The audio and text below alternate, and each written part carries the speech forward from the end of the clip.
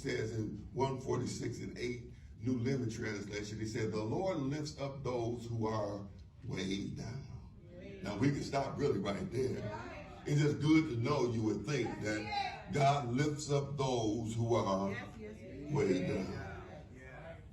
When I think about the words weighed down, I think about when I went to Africa for the first time as a short-term missionary, and I was in the 80s, and so I felt challenged by God. You know, I was at a campfire in Bible college, and then at the campfire, Pastor Gordy was preaching, and he was, I don't remember the text that he had, I don't really remember the sermon that he actually preached, but I remember the part that at the end of his sermon, he challenged us.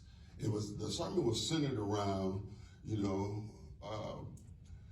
what do we have in our lives that if God would ask us for it, or if God would ask us to do it, that we felt that we could give it or do.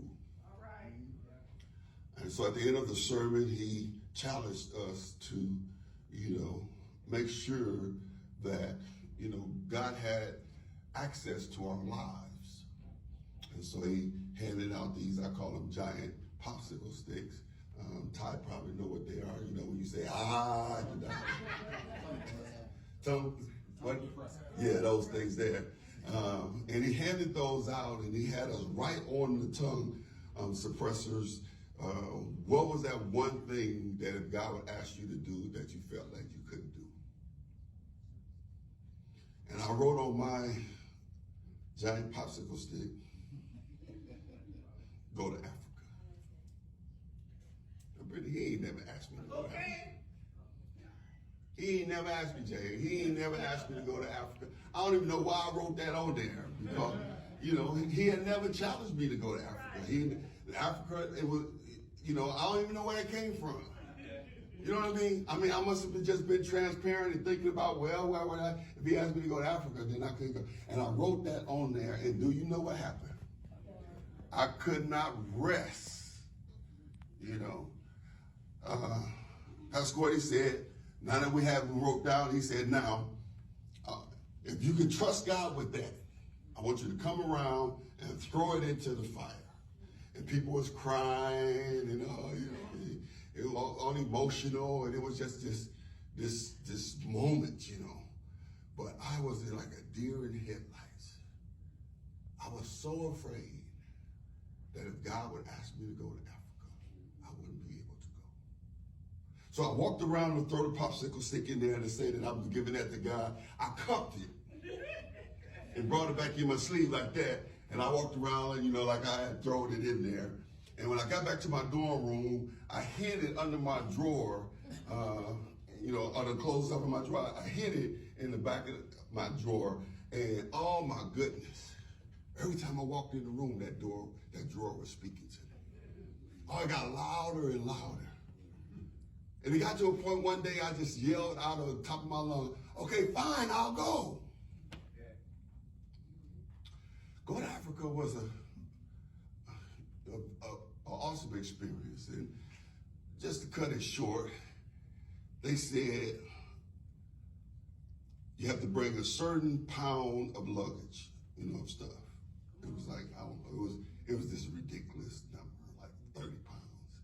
And I was going to Africa for 3 months. Ain't no way, brother from the hood was gonna make it 3 months with 30 pounds of clothes in the book bag. So everybody showed up at the you know, airport to go, and I was the only one that had, you know, probably, you know, 100 pounds, because I had clothes for every day. You know, I had all kind of canned goods.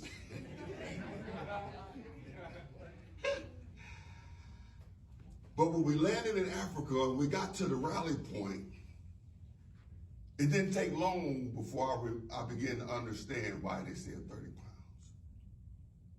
Because where we were going, there was no roads. Where we were going, we had to truck through the jungle, and then we had to get in a dugout canoe. A dugout canoe was a tree that they dug the inside out of and made it out of canoe.